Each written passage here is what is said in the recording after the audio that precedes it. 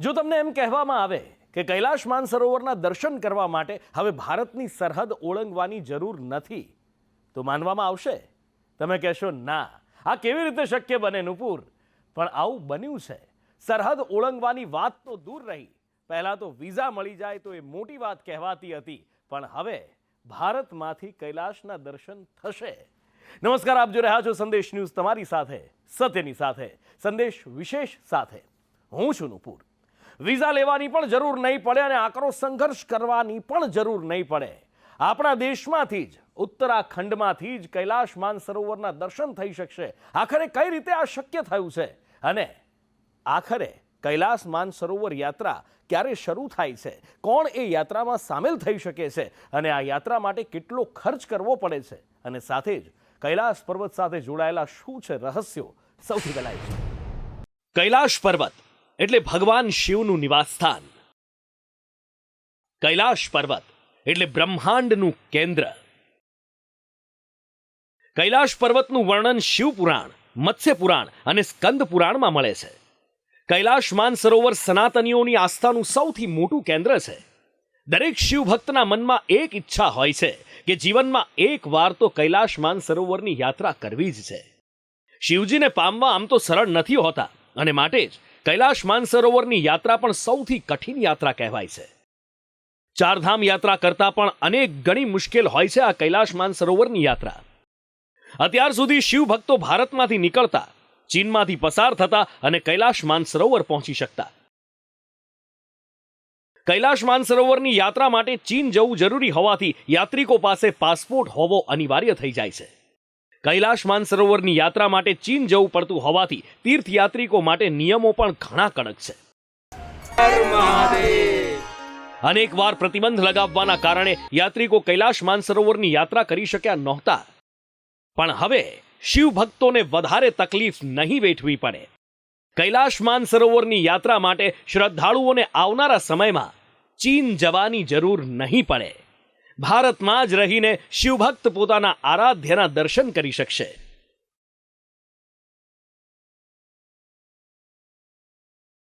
આખરે કેવી રીતે ભારતમાં રહીને જ કૈલાશના દર્શન થશે એ આગળ વાત કરીશું, પણ સૌથી પહેલા એ આપને બતાવીએ કે અત્યાર સુધી કૈલાશ માનસરોવર યાત્રા માટે કયા રૂટનો ઉપયોગ થઈ રહ્યો છે.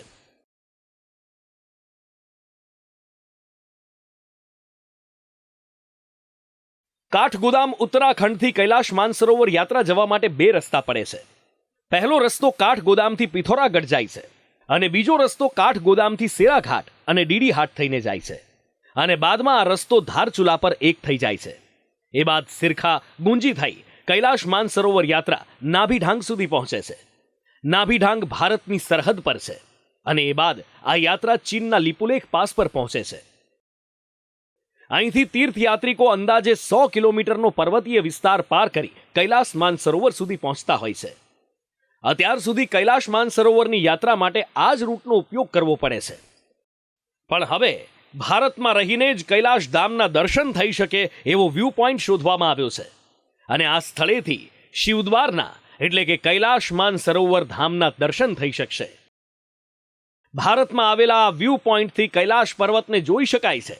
મતલબ કે જે યાત્રિકો કૈલાશ ધામની યાત્રા ન કરી શકે તેઓ ભારતના આ વ્યૂ પોઈન્ટથી કૈલાશ માનસરોવરના દર્શન કરવાની અનુભૂતિ કરી શકે છે.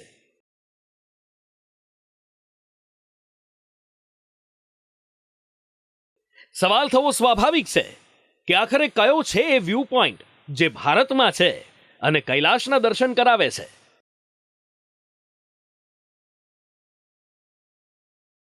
ઉત્તરાખંડના પિથોરાગઢ જિલ્લામાં જ કૈલાશ પર્વતના દર્શન થઈ શકશે. તીર્થયાત્રીઓએ નાભીઢાંગથી 9 કિલોમીટરની યાત્રા કરવી પડશે.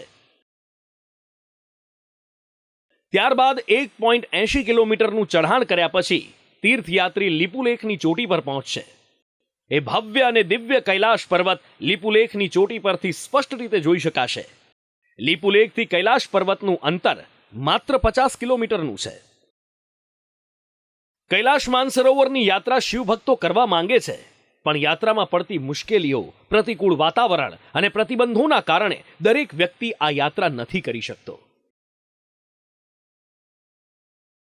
એવામાં સમસ્યાના નિરાકરણ માટે અને શિવ ભક્તોને ભારતમાં રહીને જ કૈલાશ માનસરોવરના દર્શન કર્યાની અનુભૂતિ થાય એ માટે ભારત સરકાર કામ કરી રહી છે. લિપુલેખ પોઈન્ટને વિકસિત કરવા માટે તેજ ગતિએ પહાડો ઉપર રસ્તાનું નિર્માણ થઈ રહ્યું છે. વર્ષ 2022માં લોકસભામાં કેન્દ્રીય પરિવહન મંત્રી નીતિન ગડકરીએ જાહેરાત કરી હતી કે ડિસેમ્બર 2023 બાદથી ભારતના ઉત્તરાખંડથી જ કૈલાશ માનસરોવરના દર્શન કરી શકાશે.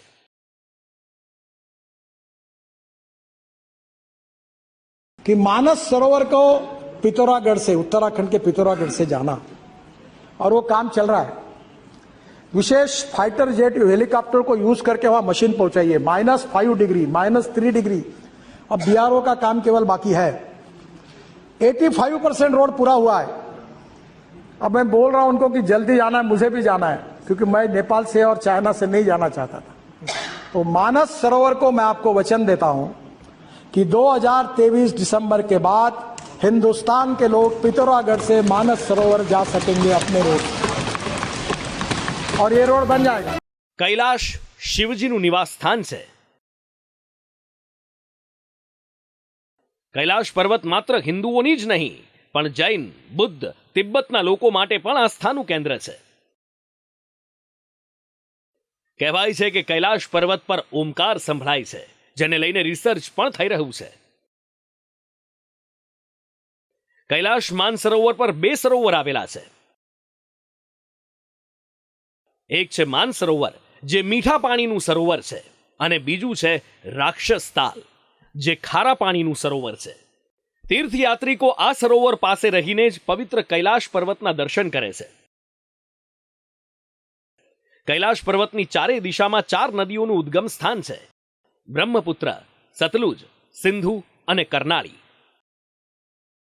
કૈલાશ પર્વત રહસ્યોથી ભરેલો છે, અને આ રહસ્યો હજી પણ બહાર આવી શક્યા નથી, કારણ કે કોઈ એને શોધી જ નથી શક્યું.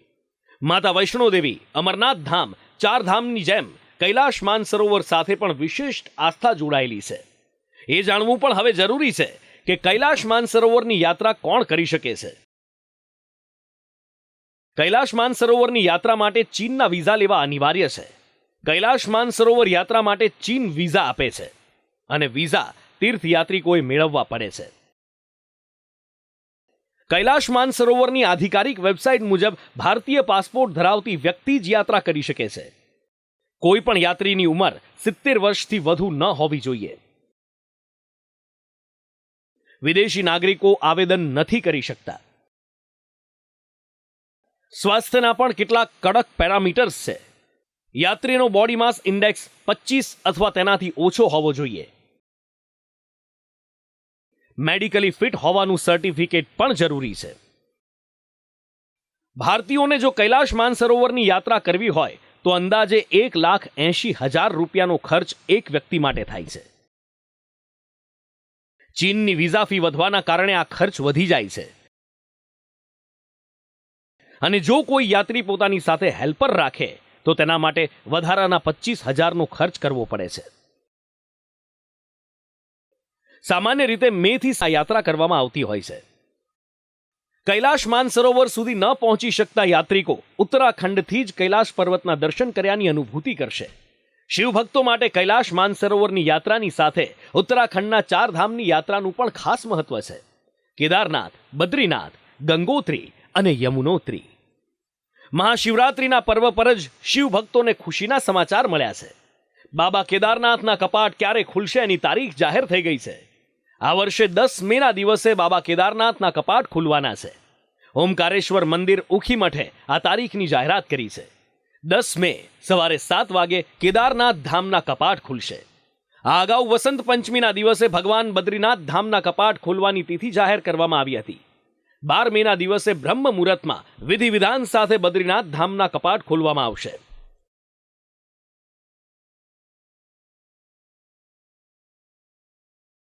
ચારધામ યાત્રા સુરક્ષિત અને સુગમ રહે એ માટે ઉત્તરાખંડ સ્વાસ્થ્ય વિભાગે સંપૂર્ણ તૈયારી કરી છે. ચારધામની યાત્રા શરૂ થાય એ પહેલા જ બદ્રીનાથ અને કેદારનાથમાં હોસ્પિટલો એલર્ટ મોડ પર રહેશે. યાત્રિકોને તકલીફ ન પડે એ માટે ચારધામ યાત્રાના રસ્તા પર અનુભવી પ્રશિક્ષિત મેડિકલ ટીમને તૈનાત કરવામાં આવશે. ચારધામ યાત્રાને લઈ 150 લોકોની મેડિકલ ટીમ બનાવવામાં આવશે. 15 દિવસ માટે તબીબોની ટીમને સ્ટેન્ડ બાય રાખવામાં આવશે. બદ્રીનાથ અને કેદારનાથ ધામની હોસ્પિટલોમાં અદ્યતન સાધનો પણ ઉપલબ્ધ કરાવવામાં આવશે. આ સાથે તીર્થધામના યાત્રિકોને અપીલ કરવામાં આવી છે કે તેઓ યાત્રા શરૂ કરે એ પહેલા મેડિકલ ટેસ્ટ કરાવી લે. દેવોના દેવ મહાદેવ કૈલાશ પર્વત પર વિરાજમાન છે. તેમની ભક્તિ કરવી એ પણ એક તપ સમાન છે. સરળતાથી દર્શન આપી દે એવા ભોલે ભંડારી છે, પણ એમને રીઝવવા માટે આકરી તપસ્યા કરવી પડે એ પણ જરૂરી છે. જેથી ચારધામ હોય કે પછી અમરનાથ ધામ હોય કે પછી કૈલાશ માનસરોવરની યાત્રા, મહાદેવને રીઝવવા માટે કાળા માથાના માનવીએ અનન્ય ભક્તિની સાથે આકરો સંઘર્ષ કરવો પડે છે, અને પછી જ મહાદેવના દર્શનનું પુણ્ય પ્રાપ્ત થાય છે. હર હર મહાદેવ. બ્યુરો રિપોર્ટ, સંદેશ ન્યૂઝ.